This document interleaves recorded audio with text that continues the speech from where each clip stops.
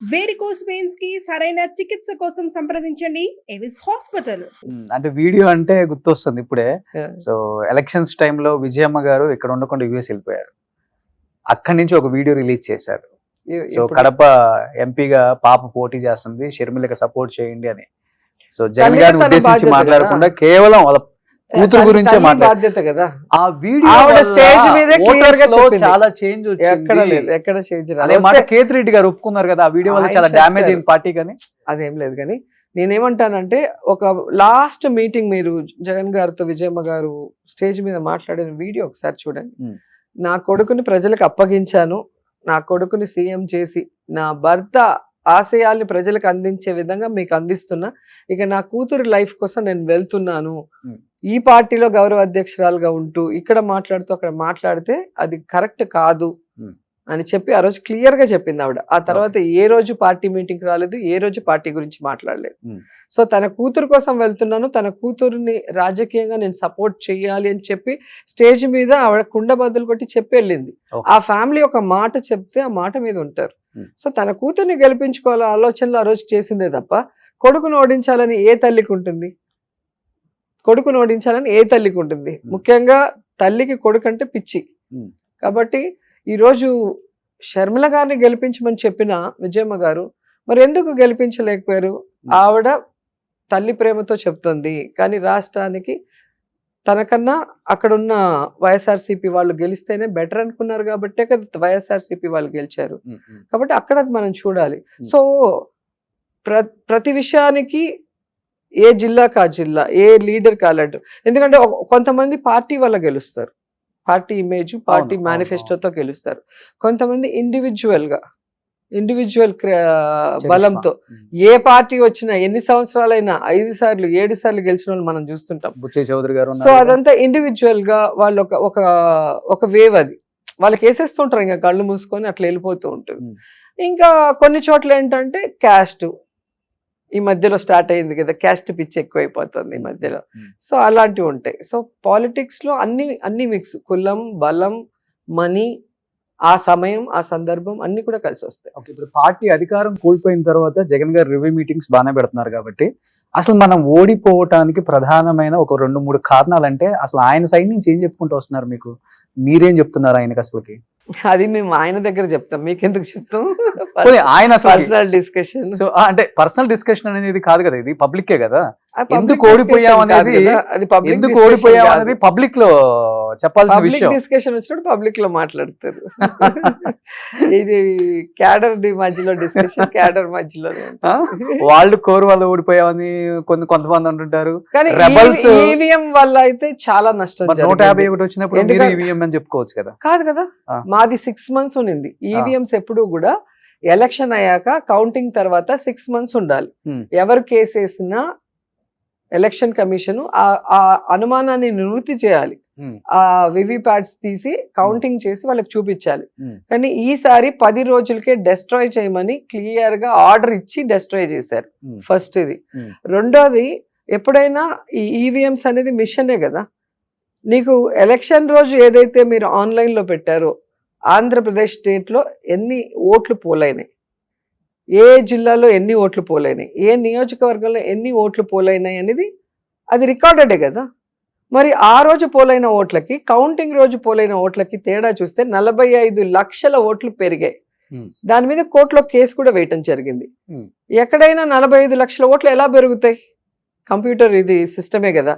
ఇప్పుడు మిషన్ లో మీరు కొట్టినప్పుడు ఒక 100 సంఖ్య వస్తే 100 సార్లు కొట్టినా 100 రావాలి కదా. అవును. ఒకసారి 98, ఒకసారి 90, ఒకసారి 60 రాదు కదా. అదే పేపర్స్ అనుకో 2-3 అతుక్కొని ఉండొచ్చు, తక్కువ వచ్చి ఉండొచ్చు, మళ్ళీ ఓపెన్ చేస్తే సెపరేట్గా ఉండొచ్చు. అట్లా పోలైన ఓట్లకి, కౌంటింగ్ ఓట్లకి 43 లక్షల ఓట్లు పెరిగాయి. అది ఎలా పెరిగాయి? అది ఎలక్షన్ కమిషన్ చెప్పాల్సిన అవసరం ఉంది. ఇంతవరకు దానికి ఆన్సర్ లేదు కోర్టులో. సో కోర్టులో జరుగుతుంది, ఎప్పుడో రోజు నిజం బయటకు వస్తుంది కదా. దానికే అందరం కేసులు వేసింది. రజనీకాంత్ గారు ఒక క్వశ్చన్ అడిగారు మిమ్మల్ని, టీడీపీ వస్తే భవిష్యత్తులో మీ పరిస్థితి ఏంటి అని. ఎవరు అడిగారు? అదే టీవీ 9 లో రజనీకాంత్. ఏమైపోతుంది చూడండి, రైట్ రాయల్ గా ఉన్నాను. ఏమైపోతుంది? వాళ్ళు బాధపడాల్సిందే. టీడీపీ వాళ్ళు ఇచ్చిన ఒక్క సూపర్ 6 లో ఒక హామీ నెరవేర్చలేక జనాల్లోకి వెళ్తే కొడతారన్న భయంతో ఈరోజు డైవర్షన్ పాలిటిక్స్ చేసుకుంటూ Hmm. ఏ విధంగా వాళ్ళ ఛానల్లో భజన చేసుకుంటున్నారు తప్ప Hmm. 5 నెలలు అవుతుంది, Hmm. ఎక్కడా కూడా ఎవరికి వెల్ఫేర్ అందట్లేదు. ఆరోగ్యశ్రీ తీసేశారు, ఇంగ్లీష్ మీడియం తీసేశారు, ఈ కేసులు అందరినీ టార్చర్ పెట్టడం తప్ప మీకు కూడా స్టార్ట్ అవుతుందని భావిస్తున్నారా? కాన్స్టిట్యున్సీ లో కాదు, స్టేట్ లో ఇంతమంది ఆడపిల్లలు చచ్చిపోతుంటే, ఇంతమందిని తగలబెడుతుంటే, ఇంతమంది రేప్ చేస్తుంటే, ఇంట్లో దూరి నరికేస్తుంటే కూడా పోలీసులు ఎవరిని కంట్రోల్ చేయలేకపోతున్నారు, ఇలాంటివి జరగకుండా ఆపలేకపోతున్నారు. Hmm. అంటే గవర్నమెంట్ ఎంత ఫెయిల్యూర్ అయింది అనేది 5 నెలల్లో తెలిసిపోయింది. దేశంలో మీరు చూస్తే ఏ రాష్ట్రమైనా ఒక వ్యతిరేకత రావాలంటే 2 ఏళ్ళు 3 ఏళ్ళు పడుతుంది ఒక గవర్నమెంట్ మీద. Hmm. కానీ వీళ్ళకి 5 నెలలకే వీళ్ళు ఫెయిల్యూర్ అయిపోయారు అందరూ అనేది అర్థమవుతుంది కదా. సో పర్యాటక శాఖ మంత్రిగా చేశారు కాబట్టి ఫార్మర్ మీరు, ఎందుకంటే ఇప్పుడు వైజాగ్ భవనాల మీద రచ్చ జరుగుతుంది అసెంబ్లీలో కూడా. అది కడుపు కొన్ని మంట. కొన్ని ఫైల్స్ కూడా మిస్ అయిపోయాయని, ఏ- లేవని, ఏవి దానికి miss దాదాపు అయ్యే 600 chance కోట్లు ఖర్చు పెట్టారని, అదేదో బాత్రూమ్ లో టబ్బే ఎన్ని కోట్లు చెప్తున్నారు. రకరకాల చెప్పడం కామెంట్స్ కాదు. వస్తున్నాయి కదా, సుమన్, ఏం చెప్తారు నీకు ఒక దాని కెమెరా గురించి? ఉంది కదా, ఆ, నీ కెమెరా ఉంది కదా, నువ్వు వెళ్ళి తీసుకో. ఇప్పుడు ఆ. నీకు బాగా క్లోజ్ కదా ఆ, చిరంజీవి గారు, పవన్ కళ్యాణ్ అని చెప్తావు కదా, నీ ఆ. డీపీ చూస్తే ఆ. అడిగి వాళ్ళు వెళ్ళి తీస్తే తెలిసిపోతుంది కదా, వాళ్ళు నిజం చెప్తారా నువ్వు నిజం చెప్తావో తెలిసిపోతుంది కదా.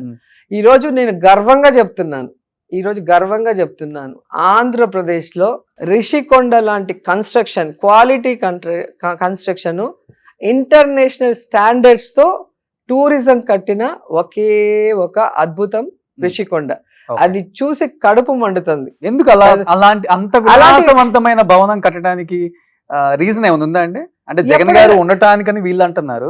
జగన్ గారు ఎన్ని బిల్డింగ్ లో ఉంటారు? 7 బిల్డింగ్ లో ఉంటారా? 8 బిల్డింగ్ లో 8 ఉంటారా? కట్టారు అక్కడ. అది మొత్తం టూరిజం ఇది కదా. ఓకే, టూరిజం ఇది.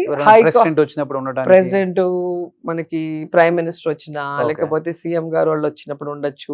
ప్లస్ మనకి మొత్తము ఏమంటారు, పరిపాలన కేంద్రంగా అక్కడ పెట్టడానికి కోసం చేసినారు. ఓకే, వాటితో పాటు ఇంకా టూరిజానికి బిల్డింగ్స్. Hmm. వచ్చిన వాళ్ళు వస్తారు కదా, ఇప్పుడు ఇంటర్నేషనల్ వాళ్ళు, మొన్న G20 జరిగింది, Hmm. అంతకు ముందు మన అంబానీ గారు వాళ్ళందరూ కూడా వచ్చారు కదా, గ్లోబల్ సమ్మిట్. అవును. సో అలాంటివి వచ్చినప్పుడు వాళ్ళని ఎక్కడ పెడతాము? మన స్టేట్ గవర్నమెంట్ గౌరవం పెరగాలి అంటే మన కన్స్ట్రక్షన్స్, మన ఇన్ఫ్రాస్ట్రక్చర్ అవన్నీ చూస్తారు ఎవరైనా కూడా. సో సో దానికి తగ్గట్టు కట్టారు. దానికి కడుపు అంటే ఎందుకు? ఇప్పుడు మీ గవర్నమెంట్ అదేం ఆయన సొంత ఇల్లు కాదు కదా, మీరు ఉండండి, లేదా మీరు దాన్ని ఎవరికైనా లీజ్కి ఇవ్వండి. ఇప్పుడు ఇక్కడ హైదరాబాద్ లో ఎన్ని ఇచ్చారు గవర్నమెంట్ బిల్డింగ్స్ అన్ని కూడా? 7 స్టార్ కి 5 స్టార్స్ కి ఇచ్చామా లేదా? అక్కడంతా జరగట్లేదా? ఆ విధంగా మీరు చేయండి. అది ఎవరికి ఇవ్వక మీరు ఉండలేక, అదేదో జగన్ గారి సొంత ప్రాపర్టీ లాగా దాన్ని బ్యాడ్ చేయాలన్న ప్రచారం చేస్తున్నారు.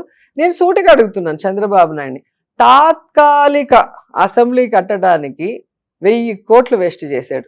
వర్షం వస్తే ఎలా తడిసిపోయి మొత్తం ఊడిపోయిందో అంతకుముందు వీడియోలు మీరే చూశారు.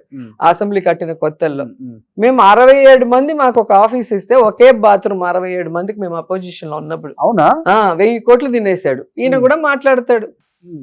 500 కోట్లతో ఒక అద్భుతాన్ని కడితే ఎవరైనా ఈ మాటలు మీరు నిజం అనుకున్న వాళ్ళు అక్కడికి వెళ్ళి చూడండి, చూస్తే మీకే అర్థమవుతుంది. 500 కోట్లు అయింది అది. ఓకే, ఎంత పెద్ద ఇన్ఫ్రాస్ట్రక్చర్, ఎన్ని రూమ్స్, ఆ బాత్రూమ్ టబ్బే 8 లక్షలు అంటున్నారండి. 60-70 లక్షలు అంత ఉంటుందా? ఎవరు మీరు టబ్బుల షాప్ వాడిని అడిగితే తెలుస్తుంది. ఆయనకి ఏమన్నా షాప్ ఉందా? షింకులు టబ్బులు నోటికి వచ్చింది చెప్తాడు. ఓకే,